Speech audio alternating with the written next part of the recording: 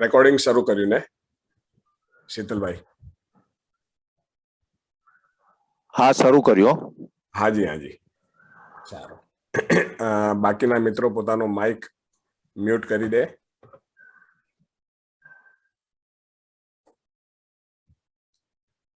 મિત્રો, આપણે પરમ દિવસે કેટલે હતા, અથવા તો હું જ કહી દઉં આપને કે આપણે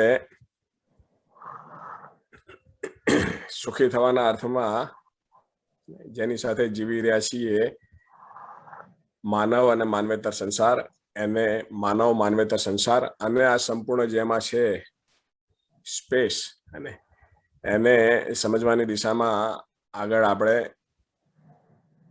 વધી રહ્યા છીએ. એમાં શરૂઆત આપણે માનવને સમજવાની અથવા વ્યક્તિમાં વ્યવસ્થાને સમજવાના મુદ્દાથી આપણે શરૂઆત કરેલી છે. અને વ્યક્તિને સમજવાના મુદ્દામાં આપણે તેની જરૂરિયાતોને સમજવાનો પ્રયાસ કર્યો. તેની જરૂરિયાતોને સમજ્યા તો ખ્યાલ આવ્યો કે એક જ દેખાતી માનવ આકૃતિમાં બે પક્ષ છે,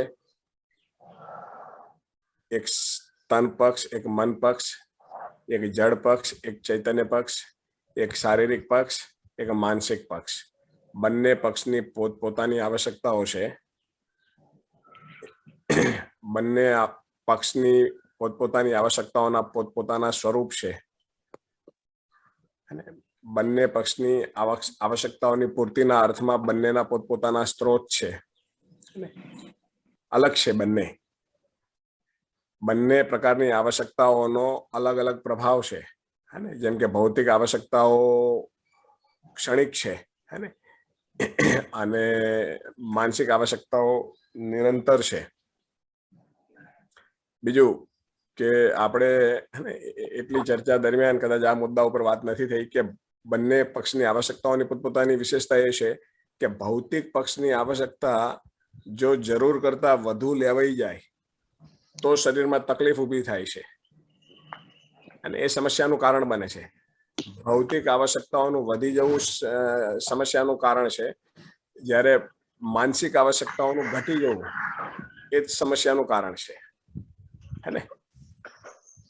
માનસિક આવશ્યકતાઓ નિરંતર જોઈએ, ભૌતિક આવશ્યકતાઓ સામયિક જોઈએ. બીજું, બંને પક્ષની પોતપોતાની વિવિધતાઓ છે. વિવિધતાની જગ્યાએ જે ભૌતિક પક્ષ છે એ વિવિધતાઓથી ભરેલો છે, જ્યારે માનસિક પક્ષ છે એમાં વિવિધતા નથી. એમાં સંપૂર્ણ માનવજાત માટે એ બિલકુલ એક સમાન છે. અત્યારે આપણે ભ્રમિત સ્થિતિમાં એ જે ભૌતિક આવશ્યકતાઓના આધારે એક થવાનો પ્રયત્ન છે, અને અત્યારે આપણે લાઇક માઇન્ડેડ ગ્રુપ ચાલે છે. તો લાઇક માઇન્ડેડ ગ્રુપના તમે એમનો આધાર જ્યારે જાણો ત્યારે ખ્યાલ આવે કે એ લોકો એમ કહેતા હોય અમારા વિચારો એક સરખા છે, કઈ રીતે અમારા શોખ એક સરખા છે, અને કઈ રીતે ભાઈ એ પણ ફરવાનો શોખીન છે, હું પણ ફરવાનો શોખીન છું, અમે બધા ફરવાના શોખીન છીએ, અને અમે બધા જમવાના શોખીન છીએ, અમે બધા પ્રકૃતિને માણવાના શોખીન છીએ, અને અમે બધા સંગીતના શોખીન છીએ. તો હવે એ સંગીતના શોખીન અથવા તો આ જે કંઈ ઇન્દ્રિય મૂલક સુખને એ એક માને છે કે ભાઈ એ પણ ખાવાનો શોખીન છે, હું પણ ખાવાનો શોખીન છું. આ રીતે અત્યારે ઘણા લાઇક માઇન્ડેડ ગ્રુપ ચાલે છે, પણ એની અંદર કેટલા એના ફાટા પડતા હોય છે, અને એ જ્યારે એ નજીક આવે ત્યારે ખ્યાલ આવે ને પછી એ ધીમે ધીમે ગ્રુપ જેટલી ઝડપથી જોડાય એનાથી વધુ ઝડપથી વિખેરાઈ જતા હોય છે. એ જ રીતે અત્યારે હું આપને કહું કે લગ્ન ઈચ્છુક યુવક યુવતીઓ અથવા તો લગ્નની ઉંમર પહોંચેલા યુવક યુવતીઓને જ્યારે એ પાત્ર પસંદગી માટે એકબીજાને મેળવવામાં આવે છે ત્યારે એ એકબીજાને જે પ્રશ્નોત્તરી કરે છે, અને એ દરમિયાન એ જાણવા માંગે છે કે આપણા વિચારો એક છે કે અલગ. તો એ વિચારોના બહાને એકબીજાના જે શોખ છે કે આ કઈ ઇન્દ્રિય દ્વારા સુખી થવાનો પ્રયત્ન કરે છે, આ કઈ ઇન્દ્રિય દ્વારા સુખી થવાનો પ્રયત્ન કરે છે. અને એમાં એકરૂપતાને એ લોકો એમ માને છે કે અમારા વિચારો મળે છે. અને ભાઈ આ પણ હોટલનો શોખીન છે, હું પણ હોટલનો શોખીન છું. એ પણ સિનેમાનો શોખીન છે, હું પણ સિનેમાની શોખીન છું. અને એને પણ ફરવું ગમે છે, મને પણ ફરવું ગમે છે. આ આધારે એ લોકો એમ માને છે કે અમારા વિચારો એક છે, અને વિચારો એક છે તો અમારું ગાડું આગળ ચાલશે અને અમને વાંધો નહીં આવે. હવે આપણે ધારો કે વાત કરીએ કે હોટલમાં જવાના શોખીન, અને બંનેને હોટલમાં જવાનો શોખ છે, તો બંનેને હોટલમાં જવાના શોખને આધારે એ લોકોએ માની લીધું કે ભાઈ અને આપણા વિચારો મળે છે. હવે હોટલમાં જવાનો શોખ મતલબ કોકને પંજાબી હોટલનો શોખ હોય, કોકને ગુજરાતી હોટલનો શોખ હોય, કોકને તીખું, કોકને ગળ્યું, કોકને નોનવેજ, કોકને વેજ. અને એમાં જેમ જેમ એ લોકો એકબીજાની નજીક આવે ત્યારે ખબર પડે કે આપણે બંને હોટલના શોખીન છીએ, પણ છતાં એમાં આપણો તાલમેલ નથી. મને રાત્રે જ હોટલમાં જવું ગમે છે, આ ભાઈને સવારે જવું ગમે છે. આ ભાઈને હોટલમાં નોનવેજ માટે જવું ગમે છે, મને વેજ ગમે છે. અને આ ભાઈને પંજાબી ગમે છે, જ્યારે મને તો ગુજરાતી ગમે છે, અથવા મને કોન્ટિનેન્ટલ ગમે છે. એમાં એટલા ફાંટા પડતા હોય ત્યારે ખબર પડે છે કે ના ભાઈ આપણા બેનો તાલમેલ નથી. અને તો આ ટાઈપના જે શોખના આધારે માને છે કે આપણા વિચારો એક છે અથવા વિચારો એક નથી. તો આ પ્રકારની માનસિકતા દ્વારા કંઈક લાઇક માઇન્ડેડ ગ્રુપો બનેલા છે, જેટલા ઝડપથી બનતા હોય છે એટલા ઝડપથી છૂટા પડી જતા હોય છે. અને આજની તારીખમાં માનવ જાત જે એક થવાનો પ્રયત્ન કરે છે ને એ પણ આના આધારે જ પ્રયત્ન કરે છે. અને આપણા વિચારોમાં એકરૂપતા, અને વિચારો શરીર મૂલક વિચારો, અને શરીર મૂલક વિચારો, શરીર પોતે પરિવર્તનશીલ છે. અને તો શરીર મૂલક વિચારોના આધારે કદી સ્થાયી એકરૂપતા સંભવ નથી. એ જગ્યાએ આપણું ધ્યાન નથી ગયું.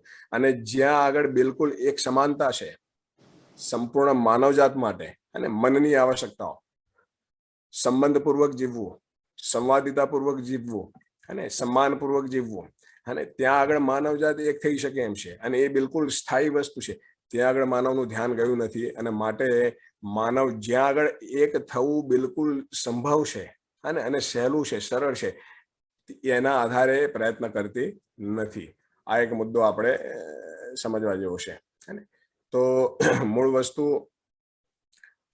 એક માનવ આકૃતિમાં, એક દેખાતી માનવ આકૃતિ બે પક્ષનો સંયુક્ત સ્વરૂપ છે. અને બંને પક્ષની પોતપોતાની આવશ્યકતાઓ છે, બંને પક્ષની પોતપોતાની આવશ્યકતાઓના પોતપોતાના પ્રભાવ છે, બંને પક્ષની આવશ્યકતાઓના પોતપોતાના સ્વરૂપ છે, એમની મેળવવાની પોતપોતાની રીત છે. અને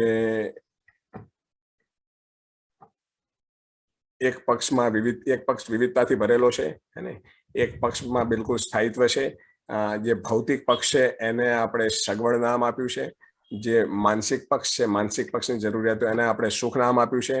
બંને રિપ્લેસ થઈ શકે એમ નથી. આપણે ફક્ત માનસિક પક્ષ ઉપર ધ્યાન આપીએ એનાથી શારીરિક પક્ષ સચવાઈ જાય એ શક્ય નથી. ફક્ત શારીરિક પક્ષ ઉપર ધ્યાન આપીએ માનસિક પક્ષ સચવાઈ જાય એ નથી. બંને પક્ષ ઉપર જે છે એ પૂરતું ધ્યાન આપવાનું છે. બંને પક્ષને એમની જરૂરિયાત અનુસાર એને વેટેજ આપવાનું છે. અને આપણે ભૌતિક પક્ષ સામયિક છે તો એને એ મુજબનું વેટેજ આપી એના ઉપર ધ્યાન કરવાનું છે, એના ઉપર કામ કરવાનું છે. માનસિક પક્ષ નિરંતર છે તો એના ઉપર એટલું વેટેજ આપી એના ઉપર એ પ્રમાણે કામ કરવાનું છે. એની જગ્યાએ અત્યારે આપણે જે પક્ષ સામયિક છે અને એના ઉપર મેક્સિમમ ધ્યાન છે, જે પક્ષ નિરંતર છે એના ઉપર આપણું અત્યારે નહિવત અથવા તો સહેજે નહીં એ પ્રકારનું ધ્યાન છે. એને લઈને અસંતુલન ઊભું થયેલું છે. અને આવી સ્થિતિમાં આપણે ગમે તેટલા ફાંફા મારીએ, આપણને જે તૃપ્તિનો અહેસાસ જોઈએ છીએ એ કદી મળી ન શકે. ઠીક છે મિત્રો, આટલી વાત સ્પષ્ટ થઈ.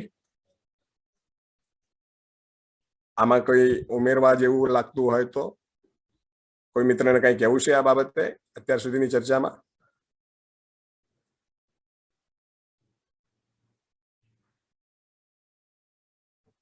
યોગેશભાઈ.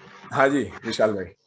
હા, તો આપણે બંને પક્ષના અત્યારે આપણે આ વિવાહ માટેની થોડી વાત કરી કે બંને પક્ષ દોસ્તારો માટે કે વિવાહ માટે કે તો છોકરો છોકરી ભેગા થાય તો વિચારો અનુરૂપ છે કે નહીં એ કઈ રીતે જજમેન્ટ લેવું જોઈએ?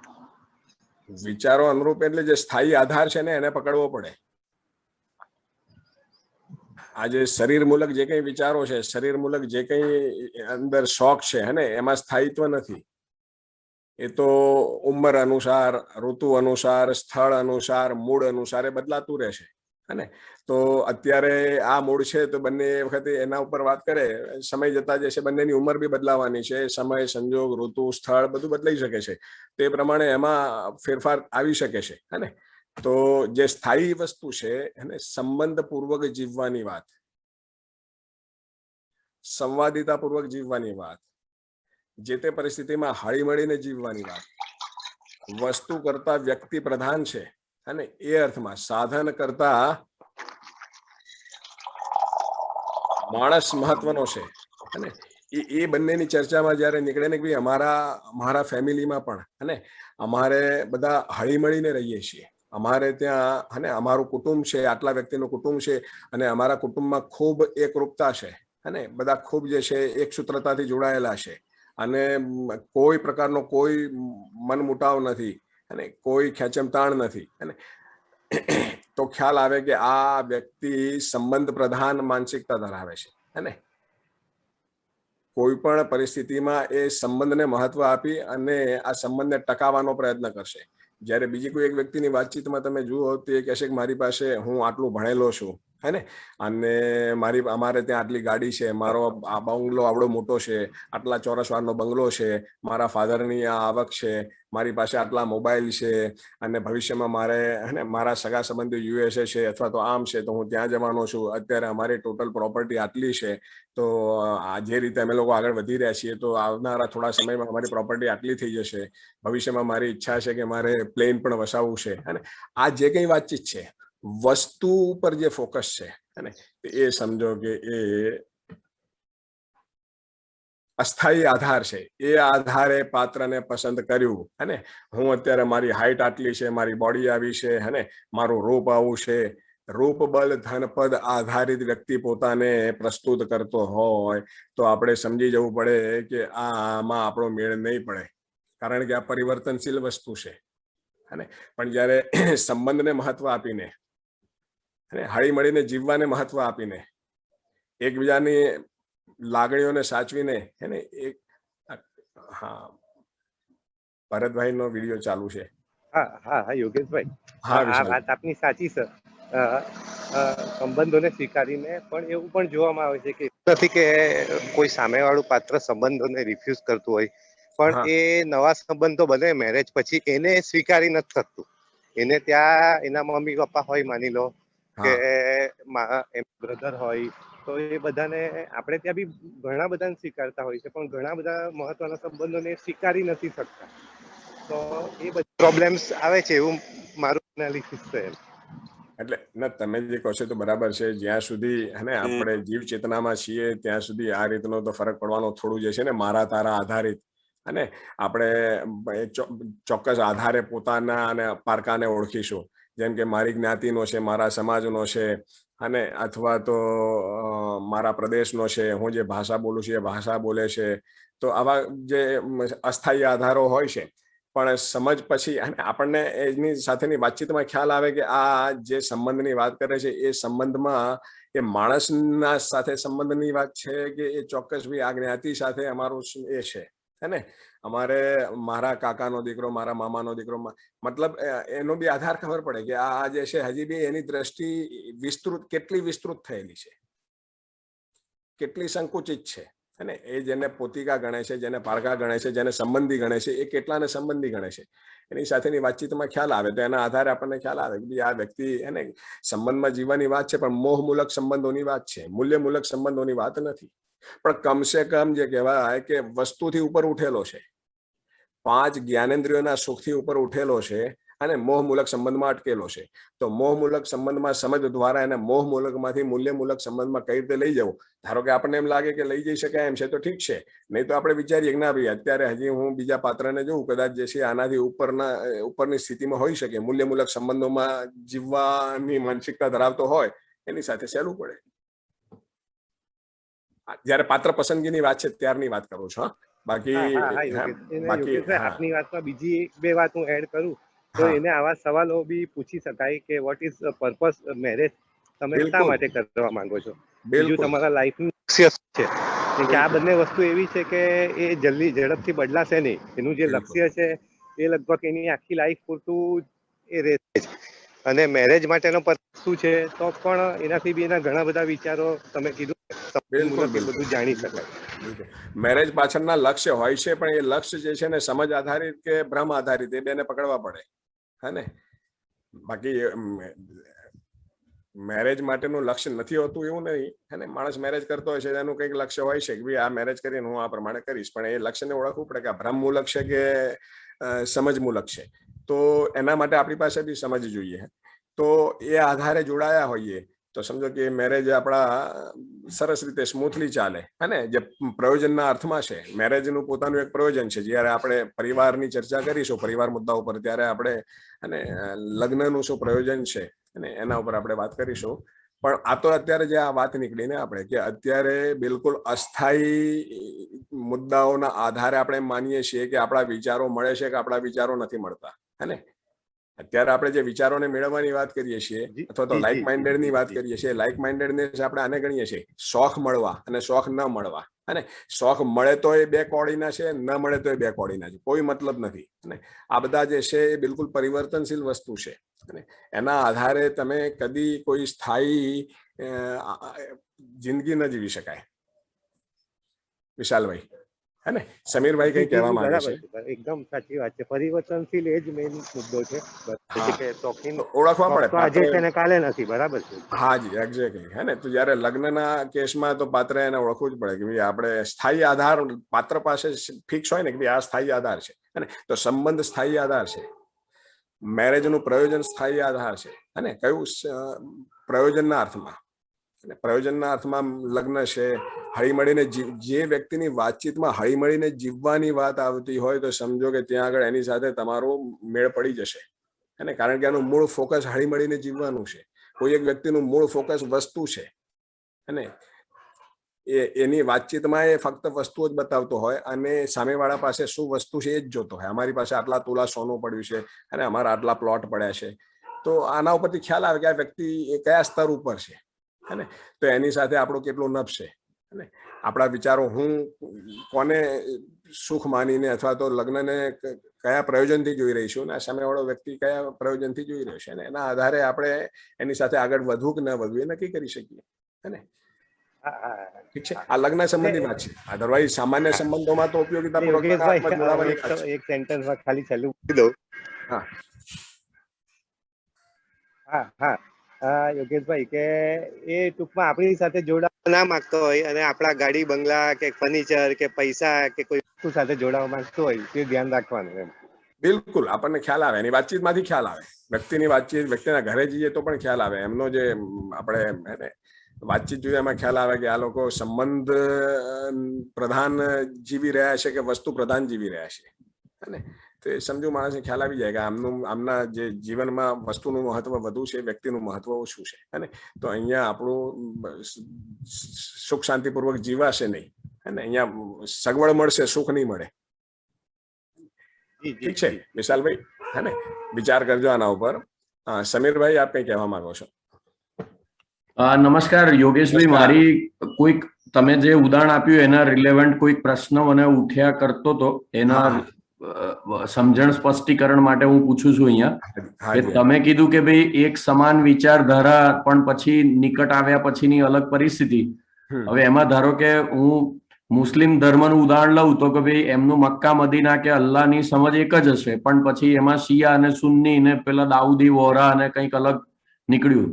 એવી રીતે ક્રિશ્ચિયન ધર્મ છે જેની અંદર ઈસા મસીહ એક જ હતા અને પછી હવે પેલું કેથોલિક ને પ્રોટેસ્ટન્ટ ને બીજા બધા કંઈક અનેક ફાંટા એમાંથી નીકળ્યા. એવું જૈન ધર્મમાં મહાવીર સ્વામીએ સ્થાપના એક જ કરી હતી અને પછી સ્થાનકવાસીને, દેરાવાસીને, દિગંબરને, શ્વેતાંબરને સમજણ આવી. અને એવા હિન્દુ ધર્મમાં બીજા અનેક ઉદાહરણ મળી શકે એમ છે. બિલકુલ બિલકુલ. તો એ સમજણ અને આ વાતને શું લેવા દેવા અને ત્યાં આગળ આ કઈ રીતે ફિટ બેસે એમ? બિલકુલ બિલકુલ. જેમ કે હું તમને કહું કે બે વ્યક્તિ મળે, બે પાત્રો મળે, હે ને? બંને કે હું પણ ધાર્મિક છું, પેલા કે હું પણ ધાર્મિક છું. બંને કે બંને જૈન હોય, બંને ધાર્મિક હોય, પણ છતાં જે છે બંનેની તમે જે કહો છો એ પ્રમાણે એક દિગંબર સંપ્રદાયને ફોલો કરતો હોય, એક શ્વેતાંબર સંપ્રદાયને ફોલો કરતો હોય, તો ત્યાં આગળ બંનેના વિચારોમાં પાછો મતભેદ ઉભો થવાનો છે. એટલે જો હું બહુ શોર્ટમાં કહું તો જે આધાર અસ્તિત્વ સહજ આધાર નથી ને, જે ભ્રમિત માનસિકતાકૃત આધાર છે, એ બધા જ આધાર ગમે ત્યારે ખસી જઈ શકે એમ છે. એ ધરતી ઠોસ ધરતી નથી કે જેના ઉપર તમે લાંબો કાર્યક્રમ બનાવી શકો. જે અસ્તિત્વ સહજ આધાર છે, જે સાર્વભૌમિક આધાર છે, સર્વજનિક આધાર છે, સર્વકાલિક આધાર છે, અને મતાંતર વાદ વિવાદથી મુક્ત આધાર છે, જેમાં સહજ સ્વીકૃતિ છે, સર્વ સ્વીકૃતિ છે, અને એમાં ક્યાંય કોઈ ભાઈ આ જ્ઞાતિને લાગુ પડે, આને લાગુ પડે એવું નહીં. બિલકુલ માનવ માત્રને લાગુ પડતા આધારને ઓળખીને એના આધારે જયારે આપણે જોડાઈએ તો એ ઠોસ જગ્યા છે, અને એ ઠોસ ભૂમિ છે. એ ઠોસ ભૂમિ ઉપર તમે ઠોસ કાર્યક્રમ બનાવી શકો. બાકી લૂલા આધારો છે, એ લૂલા આધાર ગમે ત્યારે ખસી જઈ શકે. અને જે માનવે નક્કી કરેલા છે, માનવે બનાવેલા છે, આ સંપ્રદાયો માનવે બનાવેલા છે. પ્રકૃતિએ કોઈ સંપ્રદાય બનાવ્યો નથી, અને પ્રકૃતિએ તો એક જે છે માનવ ધર્મ અને માનવને બનાવ્યો છે, અને માનવ રૂપે રહેવા માટે જ પ્રકૃતિ એને પ્રેરિત કરી રહી છે કે ભાઈ તમે ગમે તે કરો, હરી ફરીને માનવ બનીને નહીં જીવો ત્યાં સુધી સુખી નહીં થાવ. બાકી ગમે તેટલા તમે સંપ્રદાયોમાં માનશો, ગમે તે કરશો, હે ને, એ આપણે અત્યારે જોઈ રહ્યા છીએ. એટલે એમાં એવું કહી શકાય કે પ્રકૃતિએ આ વ્યવસ્થા નથી આપી, પણ માનવકૃત રીતે આ સંપ્રદાય સિસ્ટમ આવી, એટલે કોઈ યુનિફોર્મ આવ્યો, કોઈ ધાર્મિક ચિહ્ન આવ્યું, કોઈ પુસ્તક આવ્યું, કોઈ ક્રિયાકલાપ કર્મકાંડ આવ્યા, કોઈ સ્થળ એવું આવ્યું કે જ્યાં ભેગા થવાનું અને વર્શિપ કરવાની, આવું તેવું સમજી શકાય એમ. બિલકુલ બિલકુલ મતાંતર છે ને. હા, માણસ જાત જે મુદ્દા ઉપર એક નથી થઈ શકતી, હે ને, એ સમજો કે અસ્તિત્વ સહજ નથી. સમય જે બદલાયા કરે છે, સ્થળે જે બદલાયા કરે છે, હે, અને જ્યાં વ્યક્તિ બી ઘણી વાર જે છે, ઘણા વ્યક્તિઓ પોતાની અમુક જિંદગી સુધી અમુક સંપ્રદાય સાથે જોડાયેલા હોય, અને પછી જે કંઈક જે તે કારણસર સંપ્રદાય બદલીને બીજા સંપ્રદાયમાં જતા રહે, ને, તો આપણને ખ્યાલ આવે કે અહીંયા સ્થાયિત્વ નથી, હે, સ્થાયિત્વનો કોઈ આધાર નથી. તો ત્યાં આગળ આપણે ઓળખવું પડે. તો એવા આધારે આપણે જેની સાથે જોડાવા જઈએ, અથવા કોઈ સ્થાયી કાર્યક્રમ બનાવીએ, સ્થાયી કાર્યક્રમ બને નહીં, લગ્ન રૂપે નહીં, બીજા કોઈ રૂપે ન બને. એમાં તમારે અંદર ઘર્ષણ થયા જ કરે. હાજી સમીરભાઈ, કઈ કહેવા માંગો છો? હાલો, થઈ ગયું બસ, હે ને? તો ઠીક છે, અત્યારે મુદ્દો નીકળ્યો તો આપણે વાત કરી કે અત્યારે અને આ ટાઈપના પણ ગ્રુપ છે ને, આ રીતના વિચારોને મળવાને એ લોકો એમ કે છે લાઇક માઇન્ડેડ છીએ અમે લોકો, અમારે બંનેના વિચારો એક છે, ને. વિચારોનું એક હોવું એ અસ્તિત્વ સહજ વાસ્તવિકતાઓને ઓળખીને એક થઈએ તો જ એ કહેવાય. બાકી બધી માન્યતાઓ છે, હે ને, એ જેટલા ઝડપથી ભેગા થાય એનાથી વધુ ઝડપથી છૂટા પડી જાય. તો મિત્રો આગળ વધીએ. આપણો આ કુલ એક્સરસાઇઝ કયા અર્થમાં છે? હું અને શરીર બે અલગ છીએ એ સમજવાના અર્થમાં છીએ, હે ને. આપણે આ જે કંઈ માનવની જરૂરિયાતોને સમજી રહ્યા છીએ અને આ જે કંઈ એક્સરસાઇઝ કરી રહ્યા છે, એનો કુલ આશય હું અને શરીર બે અલગ છીએ. બંને મહત્વના છે, પણ વધુ મહત્વનું શું છે? વસ્તુ બંને મહત્વની છે, બંને પક્ષ મહત્વના છે, પણ વધુ મહત્વપૂર્ણ પક્ષ કયો છે? કોણ કહેશે? તન પક્ષ અને મન પક્ષ, બંને પક્ષનું પોતપોતાનું મહત્વ છે, આગવું મહત્વ છે, પણ છતાં વધુ મહત્વનો પક્ષ કયો છે? મન પક્ષ. મન પક્ષ મુખ્ય છે. મન પક્ષ એટલે હું પક્ષ, એ મુખ્ય છે, હે ને. તો જે કંઈ આપણે વિચાર, વ્યવહાર, વ્યવસાય કરીએ એમાં કેન્દ્રમાં હું અને સાથે પછી શરીર, અને આ ધ્યાનમાં રાખીને આપણે આગળ વધવું પડે. મિત્રો, આ જ આપણા જે છે એક્સરસાઇઝમાં હજી આપણે આગળ વધીએ ને, તો હું તમને કહું કે યોગેશભાઈ એક ફરી એક પ્રશ્ન છે અહીંયા આપણે, એટલે હું માનું છું બધાને આ પ્રશ્ન વારે ઘડીએ થતો જ હશે. આપણે મન પક્ષ અને તન પક્ષ બે કીધું, તો પછી આની રોજબરોજના વ્યવહારમાં વિસ્મૃતિ કેમ થઈ જાય છે? એટલે ભૂલી જવાય છે, અને પાછા પેલા, એટલે અહીંયા જયારે વર્ગમાં હઈએ ત્યારે બધું બરોબર ચાલતું હોય, અને પાછું બપોરે ઓફિસ જઈએ એટલે પાછી ખેંચમ તાણમાં પાછા ભૂલી જઈએ કે આ પાછું લોચો પડી ગયો એમ, અને પછી પાછું સાંજે ઠેકાણે આવે એટલે પાછું યાદ આવે કે યાર તો લોચો વાગી ગયો આ તો. હાજી હાજી હાજી. તો એવું વિસ્મૃતિ કેમ થઈ જાય? એટલે ક્યાંય આમ એન્કરિંગ કરવાની કોઈ વ્યવસ્થા ના થઈ શકે કે જે આમ ખીલ્લો ઠોકેલો હોય ને? હા હા, સતત આ સૂચના સાથે રહેવું અને બસ એ જ એન્કરિંગ છે. એટલે અહીંયા બધા 50 જણા સાથે જઈએ, બધા વાત કરે, પૂછે તો પાછું લાગે કે આ બરોબર છે, આ વસ્તુ છે, અને પછી પાછા પેલી લઢણમાં ઘૂસીએ એટલે પાછું ભૂલાઈ જાય. પાછું સાંજે પાછું કઈક યાદ આવે કે આ બરોબર થયું, આ નતું થયું. ક્યારેક એની ઝલક આવી જાય દિવસ દરમિયાન. હા, દિવસ દરમિયાન ક્યારેક ઝલક આવે પાછી, એટલે ત્યારે વિચારધારા અલગ થાય. આમ પાછું તો બે કારણ છે એના, જે હું સમજુ છું એ પ્રમાણે, હે ને, 2-3 કારણો. એક તો મુખ્ય કારણ, ધારો કે આજ શરીર યાત્રાની વાત કરીએ ને, તો આ શરીર યાત્રામાં આપણને ગળથુથીમાં હું શરીર છું એવું મળેલું છે. જે કંઈ આપણને સમજ મળી છે, સંસ્કાર મળ્યા છે, હે ને, એ સંસ્કાર આપણને પરિવારમાંથી, સમાજમાંથી, આપણે જ્યાં ભણતર લીધું, હે ને, એ બધી જગ્યાએથી આપણને હું શરીર છું, હું અને શરીર અલગ છીએ, અને મારો કાર્યક્રમ અલગ છે, શરીરનો કાર્યક્રમ અલગ છે, આ પ્રકારના કોઈ સમજ મળેલી નથી.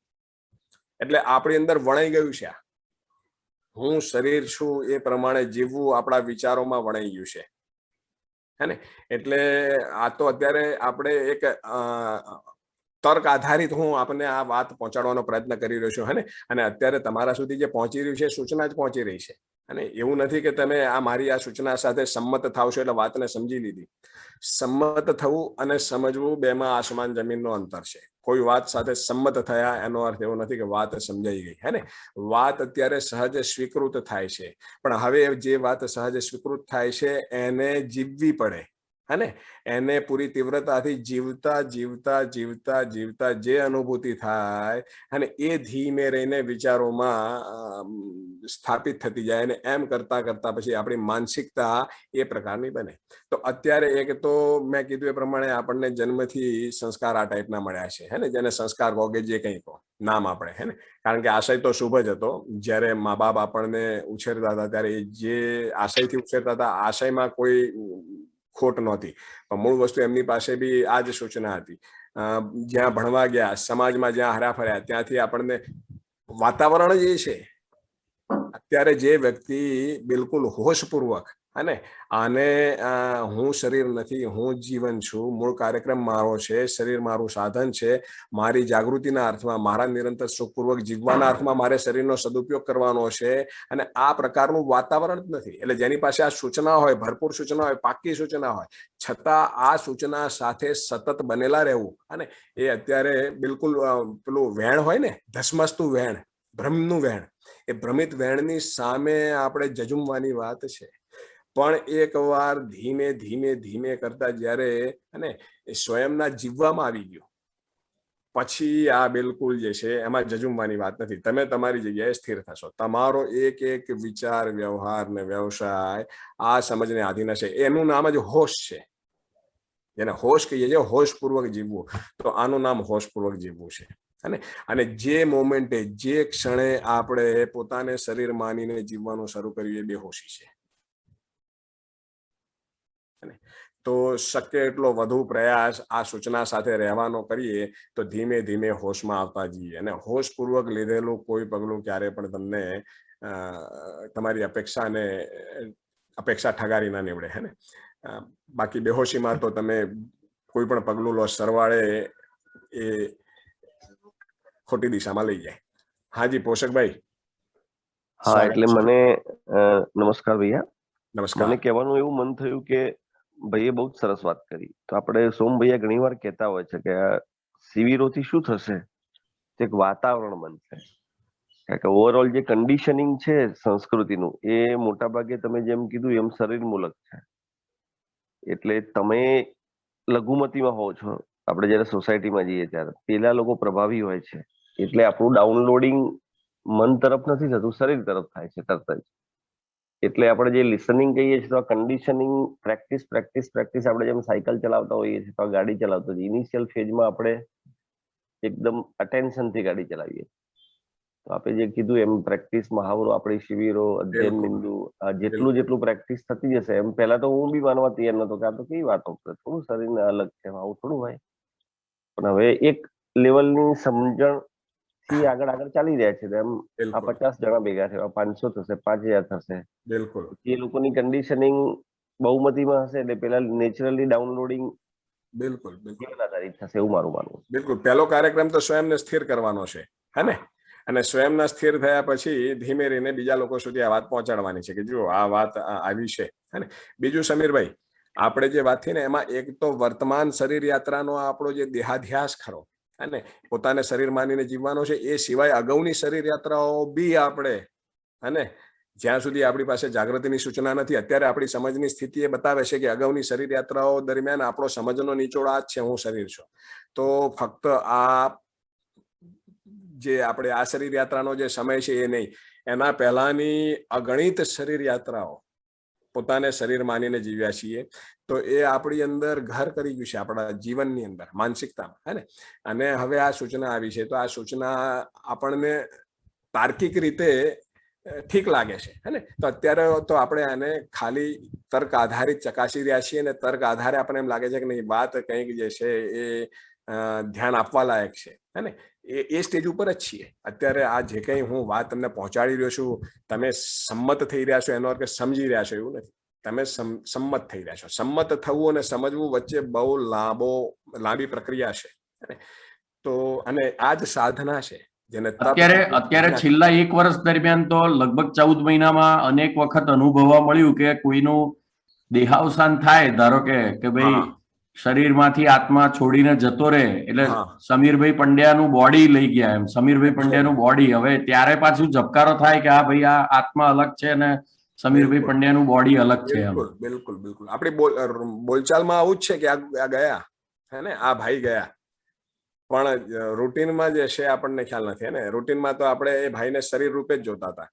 તો આપણે અત્યારે કન્ફ્યુઝડ સ્ટેટમાં છીએ, અને માનવજાત ઘણી બધી જગ્યાએ એવા વાક્યો પ્રયોગ કરે છે કે, હે ને, હું આજે શરીરમાં મજા નથી, આજે શરીરને ઠીક નથી, હે ને, આજે. અને જ્યારે એનો પોતાનો મૂડ ન હોય, બેચેની હોય, ત્યારે કે તો આજે મને મજા નથી. તો ઘણી વખત આપણે વ્યક્તિની વાતચીતમાં આટલું પકડીએ છીએ કે એ બેને અલગ પાડીને ચાલી રહ્યો છે સહજ રૂપે, પણ છતાં આમાં બિલકુલ જે સમજ આધારિત, અને એ નથી હોતું, અને એમાં બદલાયા કરે છે. ઠીક છે મિત્રો. સમીરભાઈ, અભ્યાસનો બરોબર છે, બરોબર. અભ્યાસ અને સતત હોશપૂર્વક, અને આનું નામ જ તપ છે, આનું નામ જ સાધના છે, હે ને? આપણે આપણા જે રૂટીન લાઈફમાં સતત હોશ બનેલો રહે, તો આ એક પ્રકારની સાધના છે. હવે મિત્રો આપણે આ જ દિશામાં થોડું વધુ આગળ વધીએ તો જળ પક્ષ અને ચૈતન્ય પક્ષ, અને બંનેમાં પોતપોતાની ક્રિયાઓ થાય છે. જળ પક્ષની જે ક્રિયા છે ને, તમે કદાચ જીવન વિદ્યા શિબિર જાણે અટેન્ડ કરી હશે, એને તો જે જીવન વિદ્યામાં હિન્દીમાં જે બોલે છે ને, જાનના, માનના, પહેચાનના, નિર્વાહ કરના, અને આ માનવની અંદર થતી ક્રિયાઓ છે. એમાં જે જીવનની અંદર ચેતન તત્વની અંદર જે ક્રિયાઓ થાય છે એને જાનના, માનના, જાણવું અને માનવું. પહેલા જાણવું, હે ને, અસ્તિત્વ સહજ પ્રયોજન, પ્રકૃતિ સહજ પ્રયોજન, માનવ સહજ પ્રયોજનને જે આપણે ઓળખીએ, જે સમજ્યા, એને જાણવું કહેવાય. અને એને જે સ્વીકારવું, એના આધારે જે જીવવું, એને માનવું કહેવાય, હે ને? તો જાણવું, માનવું, પછી ઓળખવું અને એનો નિર્વાહ કરવો, હે ને? વ્યવસ્થાના અર્થમાં નિર્વાહ કરવો સંબંધનો. તો એમાં જળ પક્ષની અંદર ફક્ત ઓળખવું અને નિર્વાહ કરવું ક્રિયા થાય છે. જ્યારે ચેતન પક્ષ છે એની અંદર જાણવું, માનવું ક્રિયા થાય છે, હે ને? તો હવે એ જાણવા, માનવા આધારે પહેચાનના, નિર્વાહ કરના, ઓળખવું અને નિર્વાહ કરવો, એ ક્રિયા બિલકુલ એક જ પ્રકારે થાય છે. જળ પક્ષ છે, જળ પક્ષના નિયમો અનુસાર ચાલે છે, પણ માનવા અનુસાર અનુભૂતિમાં ફેરફાર થાય છે. એ રીતે બે છૂટા પડે છે. આપણે અત્યારે જે પ્રયાસ છે, તન અને મન બે અલગ છે. તો હું આપને કહું, એક જ ઉદાહરણ આપું, હે ને? ઘણા ઉદાહરણો આપી શકાય. જેમ કે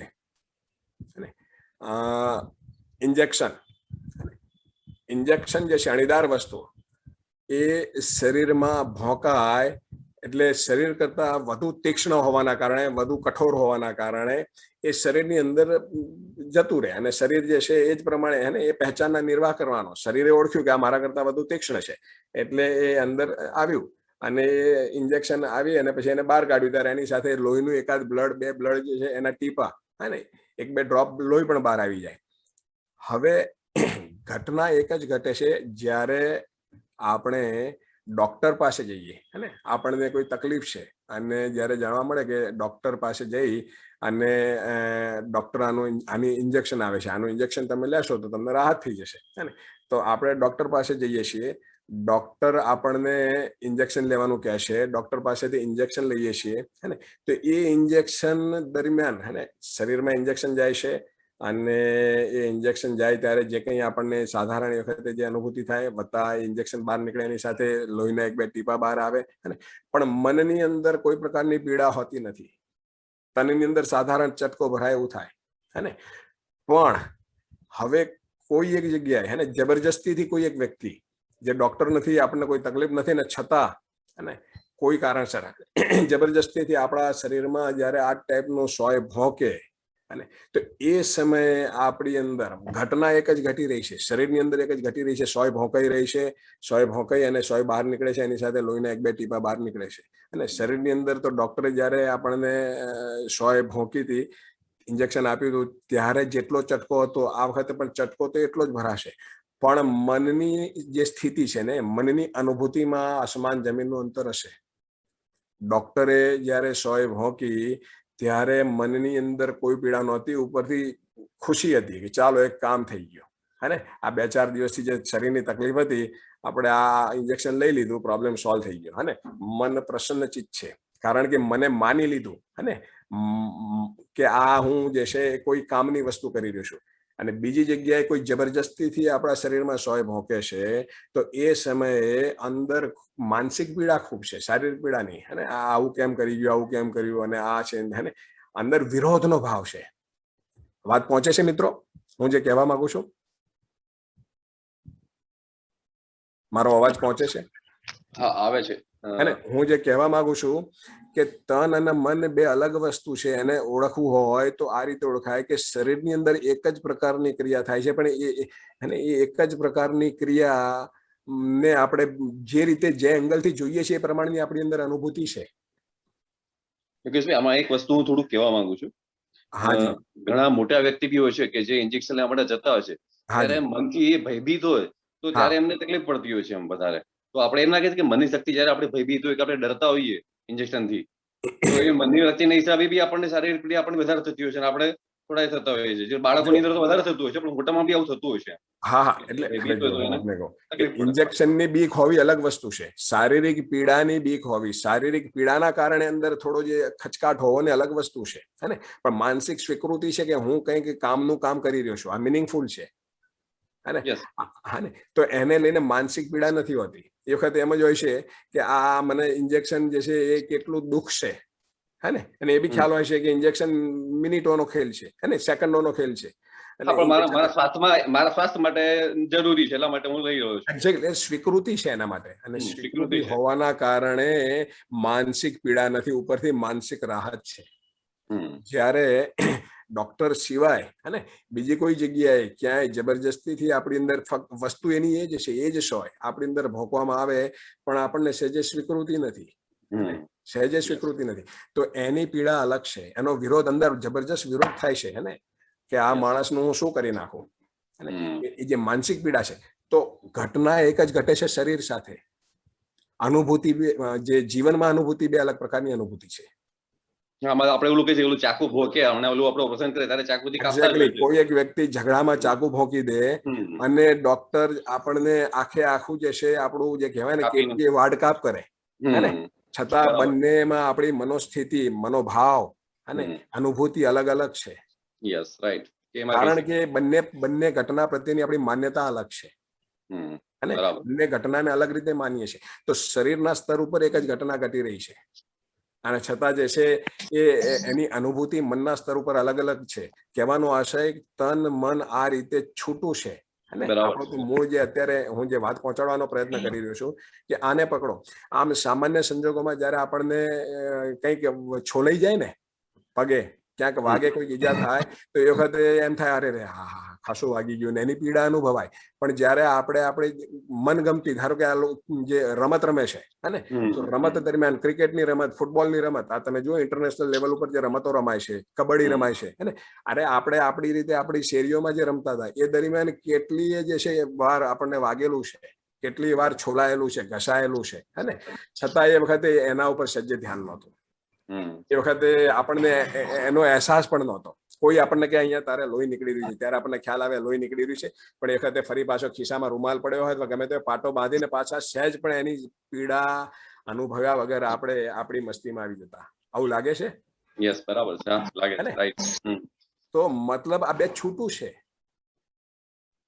બરાબર. અત્યારે હું જે વાત પહોંચાડવાનો પ્રયત્ન કરી રહ્યો છું કે હે આજે જયારે સરહદ ઉપર સૈનિકો અને જે દેશ પ્રેમના આધારે જે લડી રહ્યા છે હે તો એ વખતે જયારે દેશ પ્રેમનું એમની અંદર જે જનૂન હોય છે, દેશદાઝનું હે તો એ વખતે એમના શરીર ઉપર ગમે તેટલી ઈજા હોય છે, એ ઈજા એમને અનુભવાતી નથી, કારણ કે એ કમ્પ્લીટલી એ વખતે જે છે શરીરથી ઉપર ઉઠેલા ઉપરના સ્તર ઉપર હોય છે.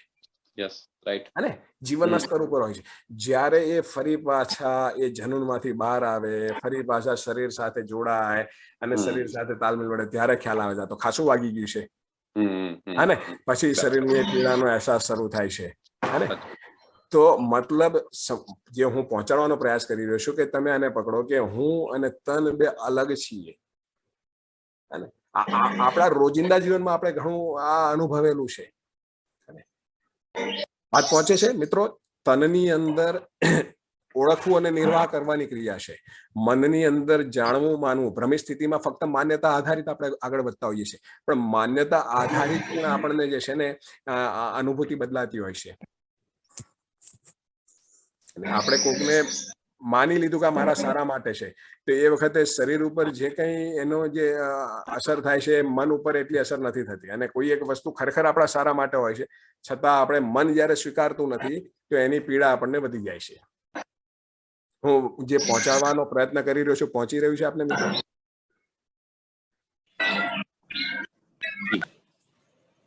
હાજી, પહોંચી રહ્યું. અચ્છા, મયુરભાઈ કઈ કહેવા માંગતા હતા. મયુરભાઈ.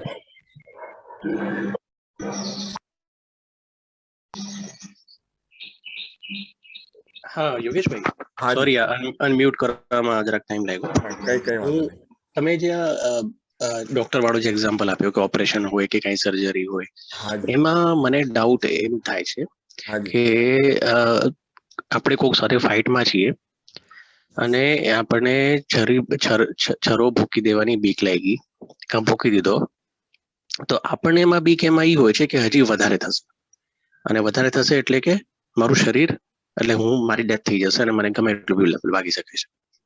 જ્યારે કે ડોક્ટર પાસે જઈએ છીએ ને તો આપણને બીક નથી હોતી, કેમ કે એ ટ્રેન્ડ છે, ક્વોલિફાઈડ છે. આપણને ખબર છે કે આપણા શરીરને બચાવવા માટે બધા પ્રયત્નો કરશે, જ્યાં સુધી આપણને એના ઉપર શંકા નથી હોતી. એટલે આ એક બંને વસ્તુમાં મને હજી એવું લાગે છે કે બંને કેસમાં શરીરને લઈને વધારે આપણું ધ્યાન હોય છે. શરીરને જ લઈને ધ્યાન હોય છે, મનને લઈને નહીં, બટ શરીરને જ લઈને હોય છે. ઇવન ડોક્ટર પાસે જઈએ છીએ તો બી આપણે એ જ સમજીએ છીએ કે હું મન છું કે હું તો આત્મા છું, એ નહીં, બટ હા મારું શરીર જે છે, હવે આ તો ભલે આપણે વર્ડ યુઝ કર્યો કે મારું છે, પણ એમ જ માનીએ છીએ કે હું શરીર છું અને આમ ડોક્ટર મને બચાવી લેશે. જ્યારે કે બીજા કેસમાં જે આપણે ફાઇટમાં છીએ ત્યારે આપણે પોતાના શરીરને બચાવવા માટે પૂરો પ્રયત્ન કરીએ છીએ.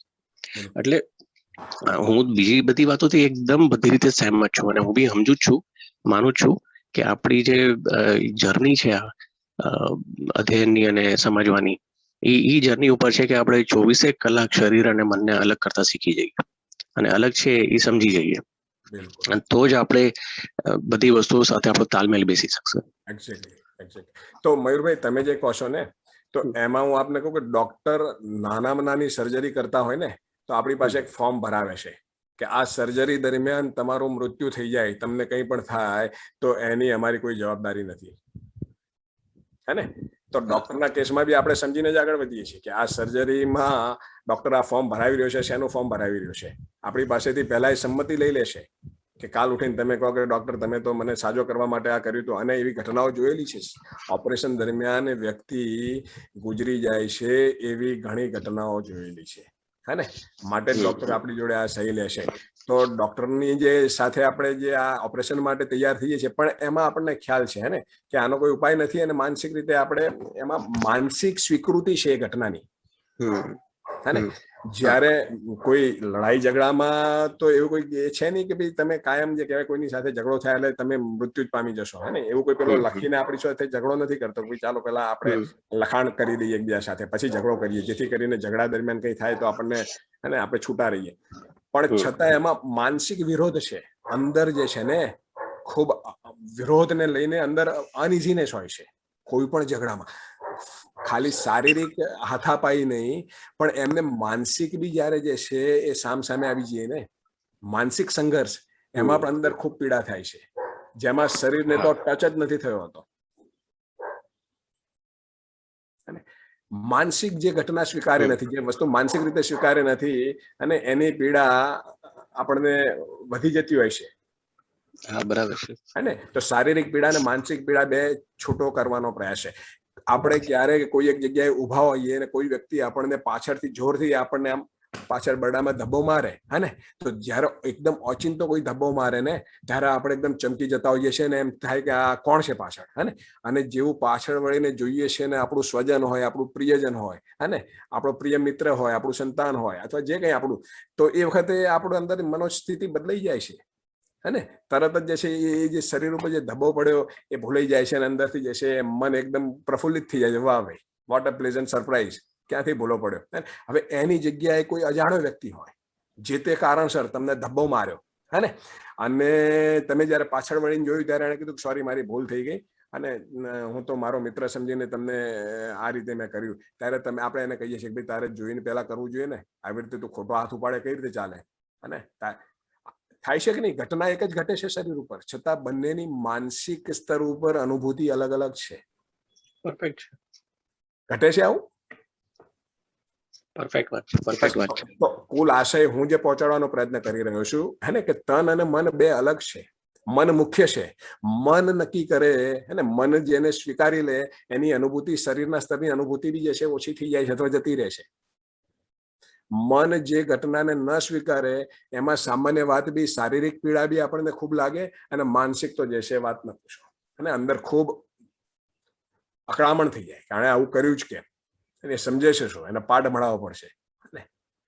ઘટના એક જ ઘટેલી છે શરીરના સ્તર ઉપર, પણ મન એને અલગ અલગ રીતે જોઈ રહ્યું છે, અને એને લઈને તન અને મન બંને પક્ષ ઉપર એની અનુભૂતિ અલગ અલગ છે. અત્યારે તો બહુ સ્થૂળ ઉદાહરણો આપ્યા છે, અને તમે આ મુદ્દાને ધ્યાનમાં લઈને તમે આના ઉપર ખૂબ જેટલા ઊંડા ઉતરશે એટલું આ છૂટું પડશે. અને એવું મારું જે છે, મારો પોતાનો આ અનુભવ છે, અને આપ પણ પ્રયાસ કરજો. સમીરભાઈ, સ્વાગત છે આપનું. આપ કંઈ કહેવા માંગો છો? યોગેશભાઈ, અહીંયા આ વાતના સંદર્ભમાં જ બે બીજા ઉદાહરણ અત્યારે સૂઝ્યા, એટલે અહીંયા મૂકું છું ચર્ચા માટે. હાજી. કે કોઈક અગત્યના કામની દોડાદોડને લીધે રાત્રે 1 વાગ્યા 2 વાગ્યા સુધી જાગીએ, અને પછી આપણે કહીએ કે ઉજાગરો થઈ ગયો, અને જ્યારે કોઈ વ્રત તહેવાર હોય અને ત્યારે રાત્રે 2 વાગ્યા સુધી જાગીએ ને આપણે એને જાગરણનું નામ આપતા આવીએ છીએ. એવી જ રીતે કોઈક ઓફિસના કામની દોડાદોડને લીધે આખો દિવસ કંઈક જમવાનો મેળ ના પડે, અને સાંજે ઘરે આવીએ તો ગાડી તપી ગઈ હોય, એમ કે આજે ખાવાનો મેળ નથી પડ્યો અને હેરાન થઈ ગયા છે. અને 11 નો ઉપવાસ હોય તો ઘટના તો સેમ જ હોય છે, મનોસ્થિતિનો ફરક હોય છે, એવું મને લાગ્યું અહીંયા આ ચર્ચા બાદ. એક્ઝેક્ટલી, એટલે ધ્યાન ગયું મારું ત્યાં. મન, હે ને, હું એમ નથી કહેતો કે આ જાગૃત મનની વાત નથી કરતો, હે ને. જાણવા સિવાય, હે ને, માનવાની, માણસમાં જીવનની અંદર માનવાની પ્રવૃત્તિ છે, અને એ માનીને આગળ વધે છે, અને પહેલા માને છે, અને પછી જે જ્ઞાનાવસ્થાની અંદર શું છે કે માન્યા પછી જાણવાની વાત છે, ને. પહેલા માનો, પછી જાણો, અને પછી જાણીને માનો. તો અને એને લઈને જે છે અનુભૂતિમાં ફરક છે, તનના લેવલે અને મનના લેવલે. આપણે મૂળ મુદ્દો આપણો આ છે. આપણે ધારો કે નવરાત્રીની વાત કરીએ તો નવરાત્રીમાં માણસ આખી રાત ઝૂમે છે. એ આખા મહિનામાં જેટલું શરીરને શ્રમ નહીં આપતો હોય ને, એ નવરાત્રીના 9 દિવસમાં આપી દેશે શોખીન માણસો. અને છતાં બીજે દિવસ સવારે તમારે દોડતા હોય છે, હે ને? તો મન એ વખતે અને એ બધું મનના સ્તર ઉપરનું થતું હોય છે, તનના સ્તર ઉપરથી ઉઠીને મનના સ્તર ઉપર જતા રહેતા હોય છે. તો એ વખતે આપણને તનની જે અનુભૂતિ છે, ભાન, એ બહુ ખાસ આપણને પીડા નથી આપતી. નવરાત્રી પત્યા પછી અથવા તો જે પહેલી રાત્રે તમે ખૂબ કૂદ્યા અને જ્યારે ઘરે આવો છો, ઘરે આવીને ધીમે રહીને 5 મિનિટ 10 મિનિટ બેસો છો, પછી ખ્યાલ આવે, ઓહો, પગ તો થાંભલા જેવા થઈ ગયા, આ તો ચાલુ બહુ આ થઈ ગયું, હે ને? પણ એ ચાલુ ક્રિયા દરમિયાન, ચાલુ પ્રક્રિયા દરમિયાન તમને એનો કોઈ અહેસાસ નથી હોતો. આવું અનુભવેલું છે? હા, સાચી વાત છે, સાચી વાત છે. હા, તો બસ આ જોવાની વાત છે, ને, કે તન અને મન બે બિલકુલ અલગ વસ્તુ છે. અને આ તર્ક આધારિત હું આપને આ પહોંચાડવાનો પ્રયત્ન કરી રહ્યો છું. આટલી વાતચીત દરમિયાન કોઈ મિત્રને કંઈ શેર કરવું છે?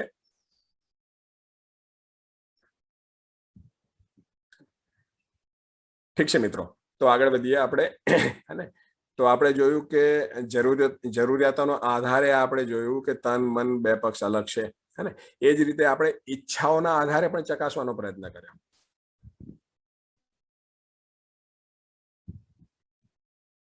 આપણે ઈચ્છાઓ જોઈને કે મારી ઈચ્છા, અને મોટી સફેદ ગાડી લાવવાની છે, મોટું મકાન બનાવવાની છે, અને મારે ગોલ્ડન વોચ લેવાની ઈચ્છા છે, અથવા તો મારે ભૂખ લાગી છે પણ આ હોટલમાં જઈને જમવાની ઈચ્છા છે, હે ને?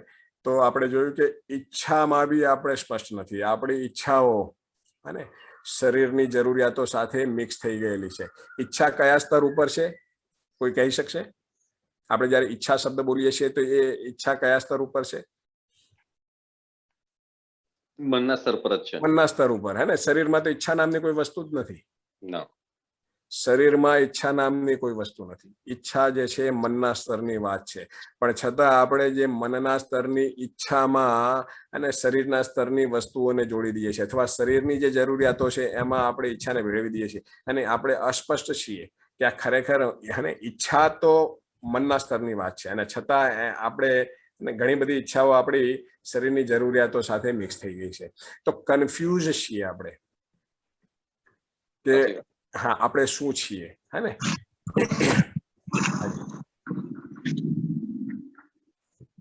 હવે આ જ વાતને, હે ને, વધુ છૂટી પડવાના અર્થમાં આપણે પરમ દિવસે વાત થઈ હતી, અત્યારે હજી હું માનું છું 6:54 છે, થોડી વાત કરી લઈએ. તો મિત્રો, આપણે જોયું કે એક દેખાતી માનવ આકૃતિ, અને બે પક્ષનું સંયુક્ત સાકાર સ્વરૂપ છે, જળ પક્ષ, ચૈતન્ય પક્ષ, તન પક્ષ, મન પક્ષ, હે ને? તો હવે એ તન પક્ષની અંદર થતી આગવી ક્રિયાઓ, મન પક્ષની અંદર થતી આગવી ક્રિયાઓ, અને વત્તા બેના સંયુક્ત રૂપે માનવની અંદર થતી આગવી ક્રિયાઓને ઓળખીશું. બેસિકલી શું છે કે જ્યારે શિબિર હોય ને, ઓફલાઈન શિબિર, તો એમાં તો બોર્ડ હોય, પેન હોય લખવાની, એમાં સરસ રીતે છૂટું પાડીને લખી શકાય. ઓનલાઈનનો મારો આ પહેલો અનુભવ છે, એટલે હવે હું તમને બોલીને પહોંચાડવાનો પ્રયત્ન કરું છું, જેટલો થઈ શકે એટલો તમે સ્વીકારજો, હે ને? તો જુઓ, હું આપને કહું કે હવે આપણે 3 પક્ષની અંદર થતી ક્રિયાઓ, તન પક્ષ, મન પક્ષ અને બંનેના સંયુક્ત રૂપે માનવ પક્ષની અંદર થતી ક્રિયાઓને ઓળખવાનો પ્રયત્ન કરીએ. તનની અંદર થતી ક્રિયાઓ, એ દિવસે આપણે 2 દિવસ પહેલા જયારે વાત થઈ ને, ત્યારે મેં એક આછી પાતળી ઝલક આપી હતી. અત્યારે જો કોઈને યાદ હોય ને, કોઈ શેર કરે તો. તન પક્ષની અંદર થતી ક્રિયાઓ: શ્વસન, રુધિરાભિસરણ, પાચન ક્રિયા. બિલકુલ, બિલકુલ, બિલકુલ, હે? તો જુઓ, જીવનનું શરીર સાથે જોડાવા માત્રથી, હે ને, શરીરની અંદર 2 પ્રકારના તંત્રો છે. એક ક્રિયાવાહી તંત્ર, એક જ્ઞાનવાહી તંત્ર.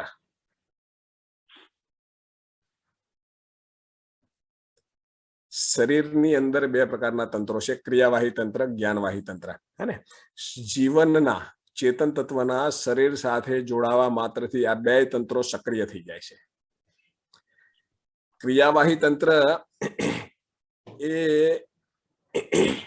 જીવનના શરીર સાથે જોડાવા માત્રથી પછી એમાં જીવનનો ડાયરેક્ટ કોઈ રોલ નથી. અને પછી એ તનની અંદર થતી ડિઝાઇનનો ભાગ છે, જેમ કે શ્વસન ક્રિયા, જેમ કે હૃદય તંત્ર, જેમ કે બ્લડ સર્ક્યુલેશન સિસ્ટમ, જેમ કે પાચન ક્રિયા, જેમ કે નિષ્કાશન ક્રિયા. હે ને, નિષ્કાશન ક્રિયા આપ જાણતા હશો. હે ને, આપણે જે આ મળમૂત્રની જે ક્રિયા છે નિષ્કાશન ક્રિયા. હે ને, તો આ વાળનું વધવું, નખનું વધવું, શરીરનું વધવું, હે ને, તો આ બધી જે છે એ ક્રિયાઓમાં જીવનનો ડાયરેક્ટ કોઈ રોલ નથી. જીવનનો ઇનડાયરેક્ટ રોલ છે. શરીર સાથે જોડાવા માત્રથી શરીરની અંદરનું આ ક્રિયાવાહી તંત્ર સક્રિય થઈ જાય છે. પણ એ સક્રિય થઈ જાય પછી જીવન નક્કી કરે કે હવે હમણાં થોડી મિનિટો હાર્ટબીટ્સ મારા રોકાઈ જાય, કારણ કે હમણાં વધી ગયા છે, થોડા સ્લો થઈ જાય. હે ને, ઓક્સિજન લેવલ અપ થઈ જાય, ડાઉન થઈ જાય. હે ને, મારી મરજી મુજબ એ ન થાય. તમે અંદર પાચન ન થાય એવી વસ્તુ નાખો અને તમે વિચાર કરો, અને જીવન નક્કી કરે કે ના, શરીરને એ આદેશ આપે કે તું આને સરસ રીતે પચાવી દે, એ શક્ય નથી. અને એ પછી બિલકુલ ક્રિયાવાહી તંત્રનો ભાગ છે. એ ક્રિયાવાહી તંત્ર પોતે પોતાની રીતે પછી આગળ વધે છે. અને આ વાત પહોંચી આટલી મિત્રો. તનની અંદર થતી આગવી ક્રિયાઓ કે જેમાં મનનો કોઈ રોલ નથી, ડાયરેક્ટ પ્રત્યક્ષ કોઈ રોલ નથી, અપ્રત્યક્ષ રોલ છે કે મનનું, ચેતન તત્વનું શરીર સાથે જોડાવા માત્રથી આ તંત્ર એક્ટિવ થઈ જાય છે. યોગેશભાઈ, એક ડાઉટ છે આમાં. હાજી. જે તમે એક્ઝામ્પલ આપ્યું હવે કે ભાઈ શરીર એની મેરે રેગ્યુલેટ કરે છે. મને ડાઉટ એ છે કે માની લો ઘણી વાર આપણે કોરોનાના ટાઈમમાં બી કહીએ છીએ કે કોઈ એવી બીમારી થઈ હોય, કેન્સર, વિલ પાવર બહુ ઇમ્પોર્ટન્ટ છે, વિલ પાવર એને બચાવી લેશે. તો એ આ વસ્તુને કેવી રીતે એક્સપ્લેન કરી શકાય? હા, એ આગળ વધીએ આપણે. હે ને, મનનો તન ઉપર ઘણો પ્રભાવ છે, તો એ આગળના ક્રમમાં આપણે આવશે આ મુદ્દો. ઓકે. પણ અત્યારે જે આપણે આ છૂટું છે, આ છૂટું પાડવાના અર્થમાં તન અલગ છે, મન અલગ છે, અને બેના સંયુક્ત રૂપે માણસની અંદર માણસની જે ક્રિયાઓ છે અલગ છે, એને ઓળખવાનો પ્રયાસ કરી રહ્યા છે, જેથી કરીને આપણો જે મૂળ આશય છે કે હું શરીર નથી, હે ને, હું જીવન છું, શરીર મારું સાધન છે, મૂળ કાર્યક્રમ મારો છે, હે ને, એના અર્થમાં આપણે આ ચર્ચા કરી રહ્યા છીએ. તો એ અર્થમાં આપણે જોયું કે તન પક્ષની અંદર જે કંઈ ક્રિયાઓ થાય છે એમાં જીવનનો, ચેતન તત્વનો, મારો ડાયરેક્ટ કોઈ રોલ નથી. આટલી વાત પહોંચે છે આપને મિત્રો?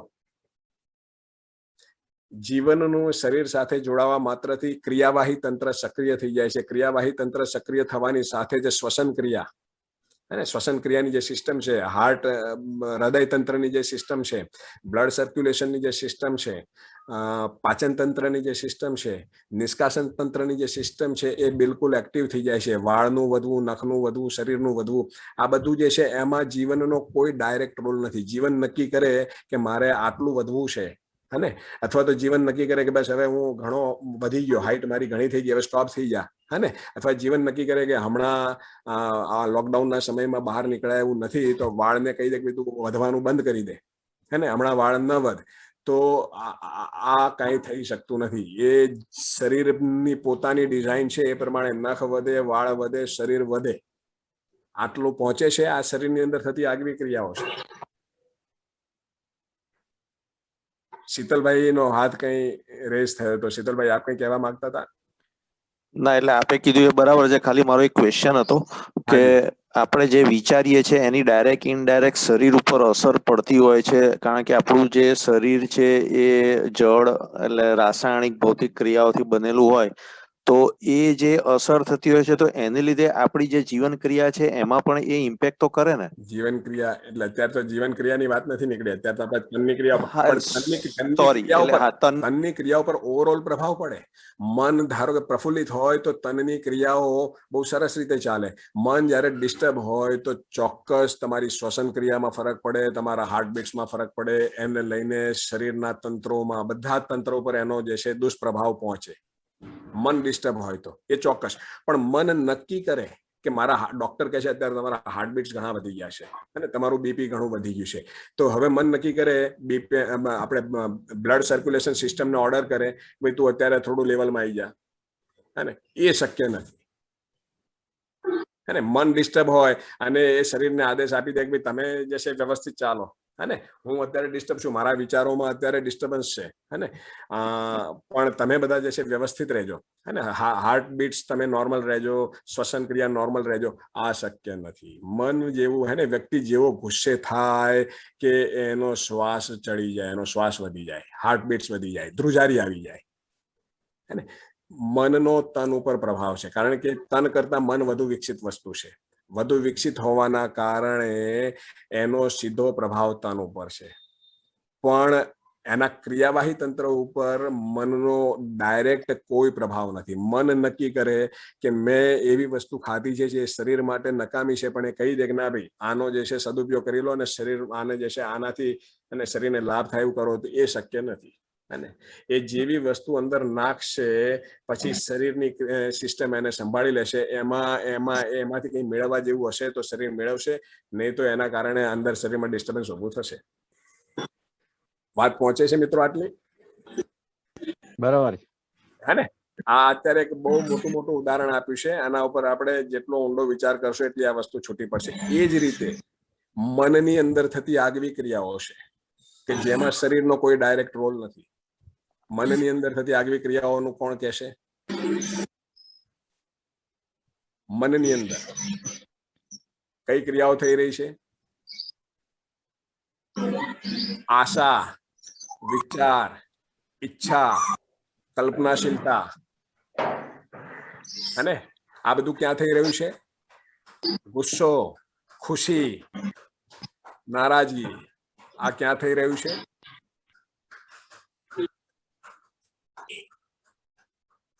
આપણી અંદર જે કલ્પનાશીલતા ચાલે છે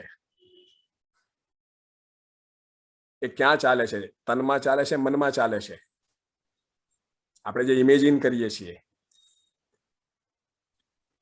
આપણે જે સ્વપ્ન જોઈએ છીએ, જે નિર્ણય લઈએ છીએ, મનમાં ચાલે છે. હે મનમાં ચાલે છે. એમાં તનની કોઈ ભૂમિકા ખરી? તનનો કોઈ રોલ ખરો? આપણે કોઈ વિચાર કરવો હોય તો એમાં શરીરના કોઈ અંગની જરૂર પડે? આપણે કોઈ વિચાર કરવો હોય, કોઈ નિર્ણય લેવો હોય, અને તો એમાં શરીરના કોઈ અંગની જરૂર પડે ખરી? નહીં. મગજની જરૂર પડે. વિચાર કરવા માટે કઈ રીતે જરૂર પડે? મગજની જરૂર પડે. બ્રેન. કઈ રીતે જરૂર પડે? એનો અર્થ કે વિચાર એ બ્રેનનો ભાગ છે?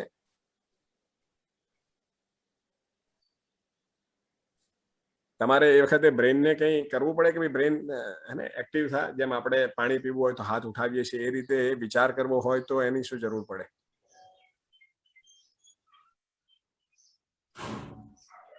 બ્રેનને આદેશ તો આપી શકાય ને બ્રેનની મદદથી. બ્રેનને જો આદેશ આપી શકાતો હોય ને એ રીતે બ્રેન કામ કરતું હોય તો આપણે જયારે સર્જરી કરવા જઈએ છીએ ત્યારે ડોક્ટર આપણને એનેસ્થેશિયા આપે છે, તે વખતે આપણે ડોક્ટરને કહીએ ને કે એનેસ્થેશિયા ના આપ, હું બ્રેનને આદેશ આપી દઉં છું કે અહીંયા સર્જરી થઈ રહી છે, પણ તારે એની કોઈ અનુભૂતિ એને આપણે મહેસૂસ નથી કરવાનું, હે ને આપણે એનેસ્થેશિયાની કોઈ જરૂર નથી જો બ્રેન આ રીતે આપણા આદેશ લેતું હોય તો.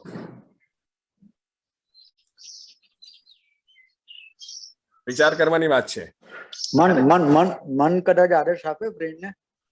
મન આદેશ બિલકુલ, તન અને મન બે એકબીજા સાથે હે ને ઇન્ફોર્મેશનની આદાન પ્રદાનના રૂપમાં જોડાયેલા છે, બિલકુલ જોડાયેલા છે, હે ને પણ છતાં મનની અમુક ક્રિયાઓમાં બિલકુલ મનનો જ રોલ છે, તનની અમુક ક્રિયાઓમાં તનનો રોલ છે, હે ને અને અમુક ક્રિયાઓ બંનેના સંયુક્ત સ્વરૂપે છે. તો જે નિર્ણય લેવાની ઘટના છે અથવા તો જે કલ્પનાશીલતા હે ને જેને ઇમેજિનેશન પાવર કીધો, એ તનમાં છે કે મનમાં? મનમાં છે. મનમાં છે, હા ને.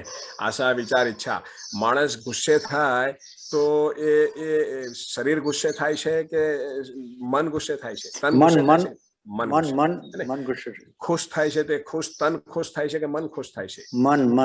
મન ખુશ થાય છે. તો હવે જે મનની અંદર થઈ રહેલી આ જે ક્રિયાઓ છે એ ક્રિયાઓમાં તનનો કોઈ ડાયરેક્ટ રોલ ખરો? ખુશી થવા માટે શરીરનો કોઈ ડાયરેક્ટ રોલ ખરો?